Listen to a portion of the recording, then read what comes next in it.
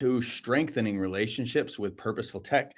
My name is Jonathan Osterman. I'm a learning specialist with the Van Andel Institute for Education, and I am super excited to share with you today some ways we can use technology to build stronger classroom communities in our schools.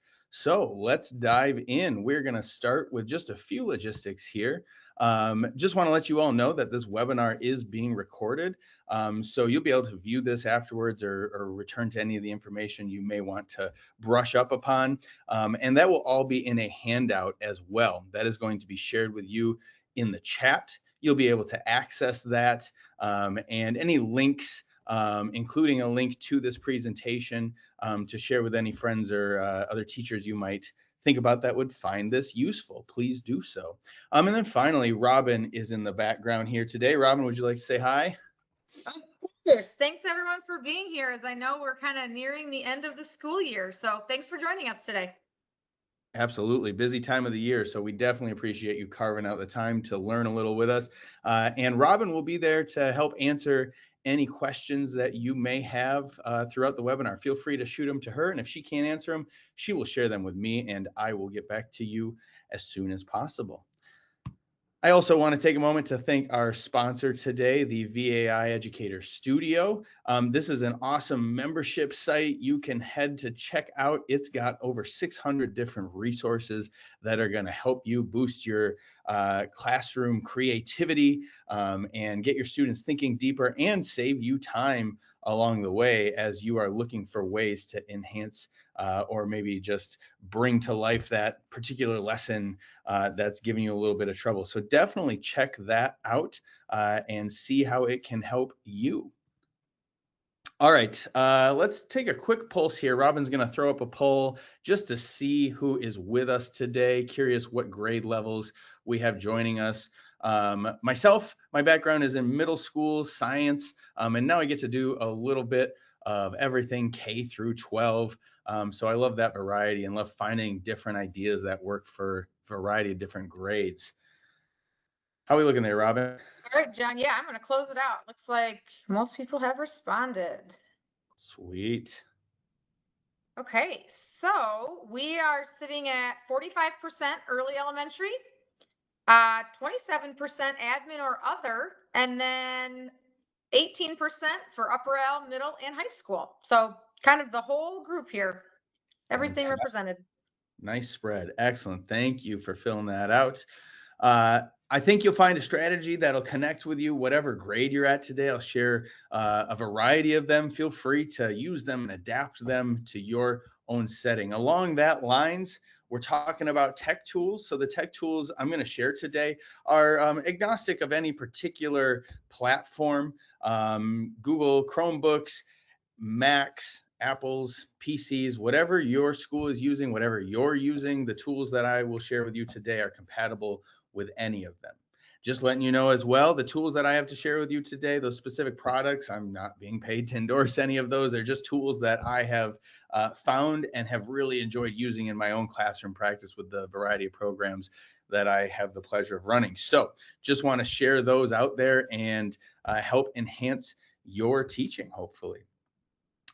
So we're thinking about classroom communities. We're thinking about building stronger classroom communities, places where students feel seen, heard, where they feel safe to participate, where they feel connected to their learning. So I am curious, what is maybe a barrier here that feels most familiar to you? Maybe it's something you've been wrestling with all school year. Maybe it's something you're anticipating for next school year already as you wind down. I'm sure most of you aren't quite thinking that far yet. You want to take a deep breath first. But let's see what resonates with you today.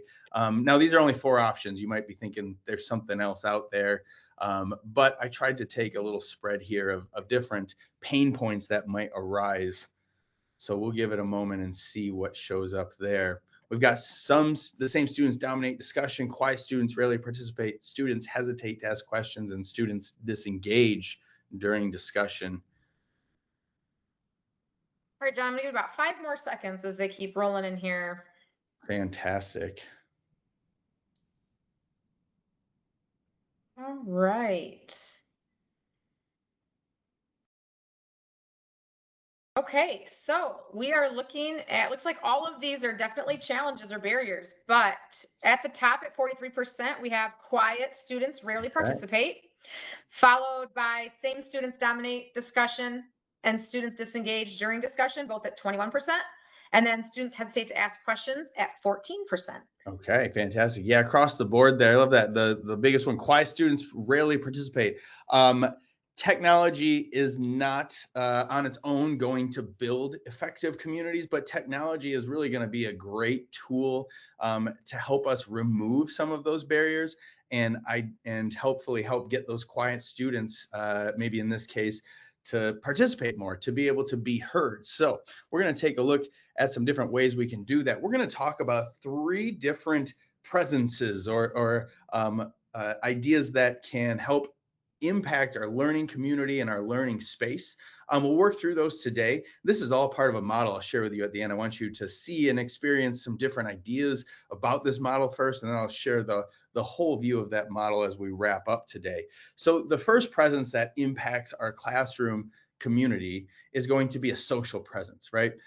This is the idea of each student participating, each student having a voice, each student feeling heard and seen within our classroom. When participation depends on speed or perhaps loudness or quickness of raising your hand, right? Fewer voices get to be heard in our classroom. And that could be one of those reasons that those students maybe aren't participating, aren't sharing as much because they know somebody else will jump to it before them, and so they don't try. Or they just feel they can continue to be silent because somebody will fill that air, that space for them. So we're going to look at technology here as a way to support maybe some silent participation, to start building that confidence to speak. We want them to be able to maybe reflect before or after a discussion, so that if they need some time to process, they can feel equipped to participate in that discussion. Some of these tools will help us contribute anonymously, which can reduce that barrier of the pressure of being wrong or maybe feeling silly if I submit something wrong, right? And then I love these too because there's going to be multiple ways that students can present their ideas. So we're looking at kind of voices over volume here, right? Opening up our floor to many voices, to hearing all of those voices, which a challenge as a teacher is taking time to hear all of those voices too. So the first tool I want to share with you is one I've shared before and one I'll keep sharing because I use it all the time in my own practice, but it is Padlet. If you are not familiar with Padlet, Padlet is essentially a digital bulletin board. It's super versatile. They continually add more features to this. I'll show you very briefly kind of what the back end of Padlet looks like here. But just want to quickly show you this too, right? Padlet starts out as a free model. You can make a couple of Padlets. So if you're looking at dipping your toes into this, you can get started for free. And honestly, that lasts for quite a while. And then you can move up as needed. The price per month's not terrible. I'm sitting at the $15 a month right now, and I have more Padlets than I can count, but started with the free for quite some time. So just want to be transparent about that cost with you. But let's look at some strategies here and take a look at what a Padlet looks like. The first strategy I love to just getting my students to feel seen and heard is one called novel name tags. And Padlet has built into it an AI image generation feature. And the students I work with love to do this. They love to create these images, and then they love to guess who these images connect to. So this is just a fun, this could be a fun lesson in AI. This could just be a fun community builder, but to get some interest heard. So we've got create an image of an animal who loves a particular hobby, eating food in a particular place, right? So they get to pick their favorites here. They generate these images. You can see my image right here. And then we can guess who made those images, or maybe we have our students introduce each other based on those images. So you can see a set of images here from a class that I recently had. The students logged in, they generated their image, and it does a pretty good job. Kids were coming back every day wanting to know. We did about 3 of these every day. They wanted to know when we were going to share these images, when we could guess, because they'd take the little bits and pieces they knew about each other and try to guess whose image that would be. And it does a pretty good job. But this is what your typical Padlet looks like, right? And then kids can interact in here. They can comment on these. They can like them. We can add emojis to them. There's different layouts with these Padlets as well. So if I go back to the back here, we can see there's different walls, columns, tables, timelines, and maps, all sorts of different layouts that really allow students some of that background participation, and they're a great way to collect thinking and hold on to those ideas, so we can refer back to them in the future. So that is novel name tags, one of my favorites. The next one with Padlet to help increase those voices is conversation prompts. One of the practices that I used every day when I started a class, with a single section of that class, we would just have a brief 5-minute conversation. My favorite question was always like, "Hey, what's new in life?" And we'd spend just a few minutes bantering with a couple of students about what was new in life. One of the challenges for me began to be that I had to keep track of every kid who was sharing, or I had to be sure not to call on the same kid every day. And I wanted a more diverse set of prompts to maybe dig a little bit deeper into their lives. So Padlet has something called sandboxes too, which helps alleviate some of these problems. And a sandbox looks just like these right here. If we click question of the day is the one that I use from time to time, and it's going to open that up. And this is more like a digital whiteboard now. And we can punch our question of the day in here, and students can put their chats in sticky notes, and we can see those. And then I'm, as the teacher, might pick a few of those sticky notes throughout the day to chat about, or I can go and intentionally talk to those students about the thing they put on to our sandbox Padlet here. So a really great way to make all of these voices feel heard and seen. And then students get to see each other's responses as well. And some natural conversation starts to bubble up as students see each other engaged in similar activities over the weekend or something they did last night. And so that can help boost that classroom connection and collaboration as students see interests and likeness in each other. There are over 200 prompts here that can help get those conversations started. Next is one called conversation links. Another way Padlet can function is how you see it here. We've got kind of building a conversation web here, but a conversation link is really more taking a specific idea somebody else had and adding on to it, right? So first we listen to our classmates' idea and we write it down, and then we connect that to our own idea, right? So if we're writing about maybe the biotic benefits of trees, how do they help our ecosystems? How do they help people? We might post on our Padlet, we've got the trees at the beginning, and one student says, trees help us make paper. And another student is going to write, well, trees help us make paper, and that paper helps us take home homework. Maybe that's a sad thing. Maybe they have a sad emoji there, right? And so we can build these conversation webs. We can start to create connections. This bridges that everybody's feeling silent to now everybody gets a chance to take some time to process that information and write it down. And we get to save this for later to refer back to it again as well. So I love conversation links because this one then ties in our content as well. This isn't just a get to know you activity. This is connecting directly to the content you are teaching. And Padlet makes this really easy to connect these different boxes as your students write in their thoughts and ideas. All right, switching, whoops, clicked the wrong thing there. There it is live. Let's go back to my presentation here. Um, Next is affirmation awards. This has been an incredibly powerful tool for me, especially over the last year.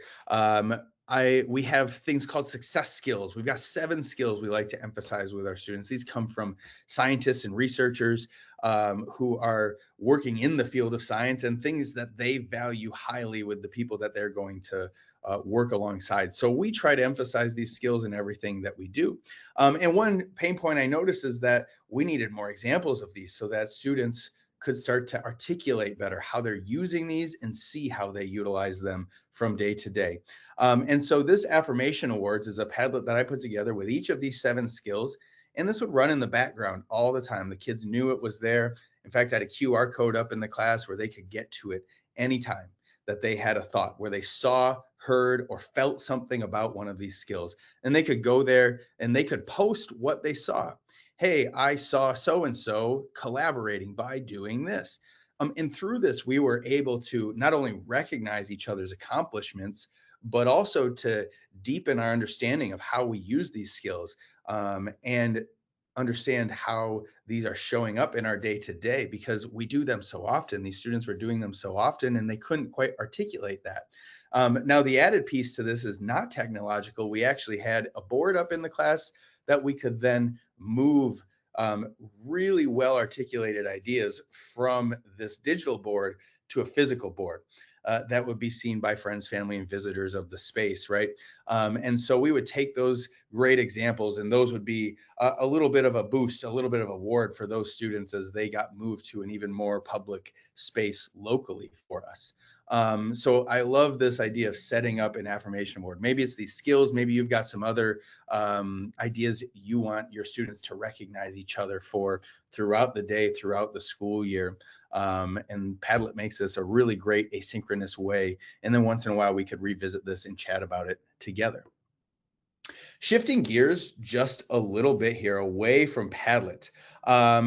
I wanted to take a look at immersive readers. Immersive readers are a little bit of a different tool, but these help reduce barriers to participation by supporting students who just have different needs in terms of digesting content and articulating content. An immersive reader helps dictate speech. It helps us focus on individual lines. It can break words into syllables. It can translate words in documents. And this is built into every Microsoft Office tool. All right, so I want to show two of these to you real quickly. If I go here, I'm in Microsoft Edge, which this browser can be put on any device. And Microsoft Edge has this built right in. I'm on a website, we're researching lions. Maybe there's a lot of distractions and ads here. If I click this three dots and I click Immersive Reader, it's going to transform this page. All right.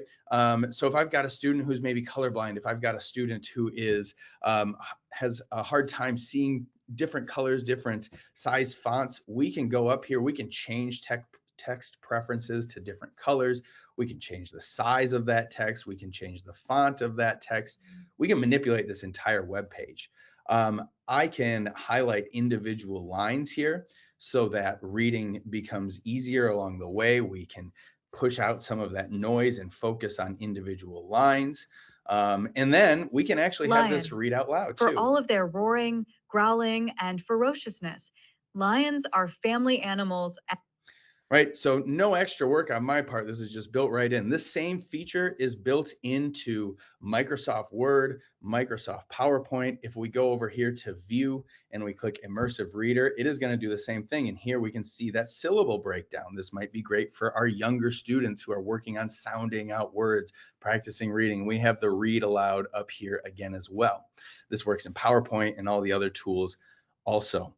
So a really great tool. Right? And if you're not familiar, the dictate's not built right into the immersive reader, but if we go back here, these all have dictate built in as well, which again is a great way for students to be digesting or sharing content with us. Padlet has voice recorders, so if typing and text is too slow, we can use voice recorders to amplify those student voices as well. Wakelet here, a slightly separate tool, agnostic of the Microsoft suite. Very similar to Padlet, but has an immersive reader built in. This is more of a one-stop shop for my students. I can post links here and I can put reading in here. And then if I want my students to work with that in an immersive reader format, I can choose that post and I can bring it into an immersive reader. This one has a few more options in it. We can even highlight different parts of speech. So if we're working on nouns and verbs, we can start to highlight those and identify those. So a little bit of content crossed over with breaking down those barriers to be able to participate in our classrooms. All right. Moving right along, we've got voices over volume, getting all of those voices heard. Next, we're going to look at a cognitive presence, right? We want students to be able to interact deeply with the content. We want them to build meaning together by communicating and collaborating, right? So I think of it like walking into an escape room. I mean, we're all excited to learn and go on this journey together, but then we're handed a document with all of the answers. This doesn't help us necessarily feel smart. It might help us feel accomplished, but it takes away the joy of the situation. So we want to try and build in some way to help students make meaning. We want them to be involved in inquiry, asking questions, doing a heavy cognitive lift to be able to investigate a topic and explain it thoroughly. Another tool that is great for this is FigJam. And I love FigJam because it's another collaborative digital space that helps us see thinking. It's got a few more tools, though Padlet is encroaching here and with their sandbox has a lot of these features as well.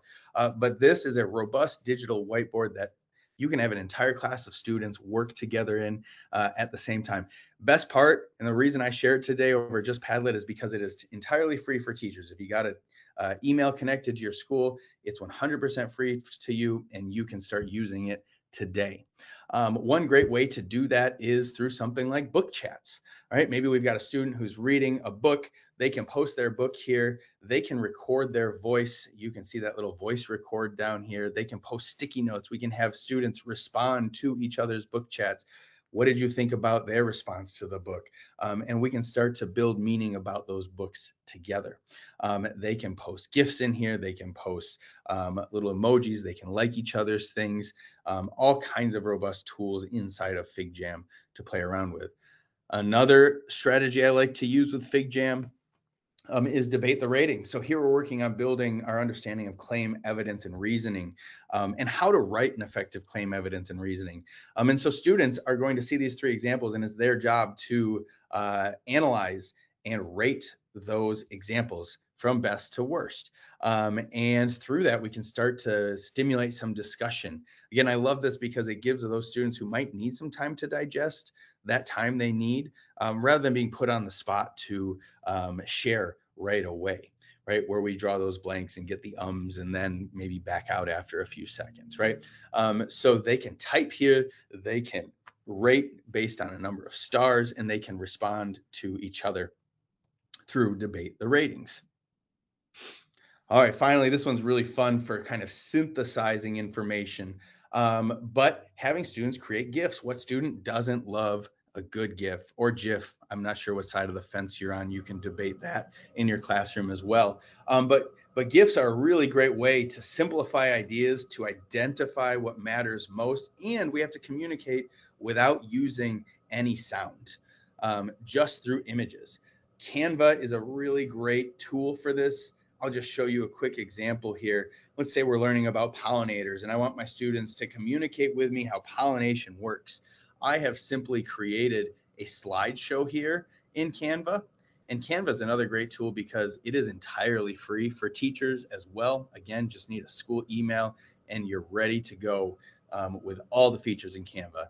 And I've just created a slideshow here that if I present it to you, let's bring that up, right? It's going to show some of my custom animations that I made. And my bee is moving from flower to flower, demonstrating pollination. Maybe I'd get even more technical and have some seeds drop out of this eventually. But what I can do once I've created that slideshow is I can go ahead and click the share button up here, and I can export that or download it as a GIF. Right down here, if I click download as a GIF, and I hit download, it's going to take that PowerPoint, animations and all. It will remove sound if it does have sound in it. And it's going to create a loopable GIF that you can share anywhere. So this is another great way to have students communicate their thinking and synthesize some of the learning that they are doing. Another tool that can be used for that is Adobe Express. So if your school happens to be an Adobe school and you're using those tools, Adobe Express itself is free, but it can do the same thing with the added benefit of being able to take videos, and you can clip parts out of videos and turn those into GIFs as well. So I love GIFs for communicating cognitive and those content-based ideas. All right, so we've looked at our cognitive presence, our social presence, and our final presence we're going to take a look at to build our communities is the teaching presence, right? Somebody has to coordinate, somebody has to guide this whole thing, and that is you and me. So a really great example here of having people over paper is the city of Brasilia, Brazil. This city on paper, architects and engineers drafted this city to be beautifully laid out. And if you look at it from the sky, it was designed to look like an airplane. And they achieved this, and it looked really, really awesome. And then they started to build it, and they had people move in. Well, what they found out with this city that looked good on paper was that it was creating divisions amongst the community. Everything was spaced out too far. People couldn't get to grocery stores. They couldn't get to social districts because everything was too far apart. You need to take a car to get just about anywhere in this city. Even these parks you can see laid out in the center here, beautiful open spaces, but huge amounts of walking and roads passing right through them. So it looked really good on paper, but it did not play out and create the connections that they hoped it would build. Our classrooms can sometimes be just a little bit like that. By no choice of our own, sometimes we work within these structures, and we communicate through the form of grades. We communicate through quickly removing that loud student, putting their name on the board, or creating a laundry list of rules to follow.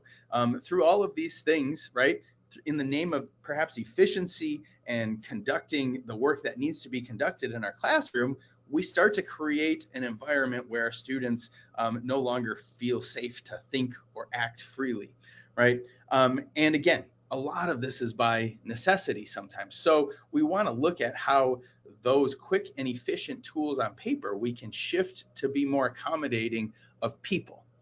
And so one tool that I found effective for this over the last few months is something called Class Bank. And Class Bank is what it sounds like. This is a digital classroom economy. So maybe you have a classroom economy going already. But here, what I did is I set up my classroom, and my students had accounts in here. I got to set up those accounts for them. And I will show you the back end here.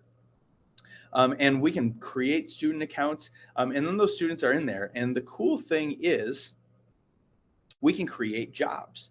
And Class Bank has all kinds of suggested jobs and payments for you. I can set up auto pay, just like happens to most adults in the real world. They get auto paid every week for accomplishing tasks. I can also send specific payments for specific things. So that affirmation board I showed you earlier, I wove into this. And every time I would see a quality affirmation, a student would get a little bit of a bonus for throwing that affirmation up there. You can create your own jobs. You can use what's there. There are also penalties in this as well. So we can add fines along the way for things we're seeing that aren't going the way we want them to. And then this all connects to a store. We created a simple classroom store that had some little knickknacks that students could buy that they were jazzed about. This could be knickknacks. This could be extra recess time, homework pass, things like that. It does not have to cost you money. But this classroom environment became really motivating, and students were really excited to see this at the end of each day, to see how much they earned or potentially lost. And we were able to start to create a healthy culture where students could help each other, and I could help those students along the way as well. The awesome thing about Class Bank is there's a little bit of work involved on the students' end as well. They have to do all the math. So if you're looking to infuse a little bit of math into this, every time they get paid, they need to do the math to add that to their current savings account. If they buy something, they need to do the math to remove it. And so it's all manual math, so it gets them steeped in that thinking, that financial literacy as well as they work through this. This tool does have a small cost with it as well. You can get a basic plan for free, which we used for quite a while. And then there was a $12.50 a month to get some access. You can even let students manage some of these jobs. You can turn over a lot of responsibility to your classroom as you build that confidence. And I love this idea of letting students help shape our classroom community and be in charge of some of these different aspects of the flow of the day. This gives them purpose, and it helps them feel valued inside of our classrooms. One thing I used with that, not tech related, but I love this idea, is flexifying our rules. We talked about the idea that there are many rules we could list out, but they all fall under specific categories. I tend to use be safe, be kind, respect everyone, and try your best. Almost everything that could go wrong in a classroom or could go right, I can fit into one of these categories. So I don't need to keep track of a specific list of rules anymore, and can identify those things as we go along. Finally, passing over some of that ownership of the classroom, helping those voices feel valued in our community as a whole. I love the idea of a suggestion or question box. And I love Padlet because it adds that layer of collaboration. Students can upvote, they can downvote, they can share thoughts on a particular idea here. So it's not just dropping something in a box, and that's one voice that may or may not be heard. They can start to see each other's ideas and share their thoughts on those ideas as well. Padlet's a really great tool for doing that. All of this ties into creating a community of inquiry. This is a learning model that ties all of these spheres together. And when we have all three of these aspects, we can create a wonderful educational experience where students feel seen and valued and heard. So to wrap up quick, I'm almost out of time. I'm just curious if we can throw this poll up in 30 seconds here, Robin, and see which idea people are most excited about today. Which one are you most excited to dive into? And of course, if you have any questions about these tools, feel free to ask afterwards. I would love to help you on your tech journey. I know I gave a quick overview into each one of them, but excited to see what you are excited to try. All right, John, I am going to end it.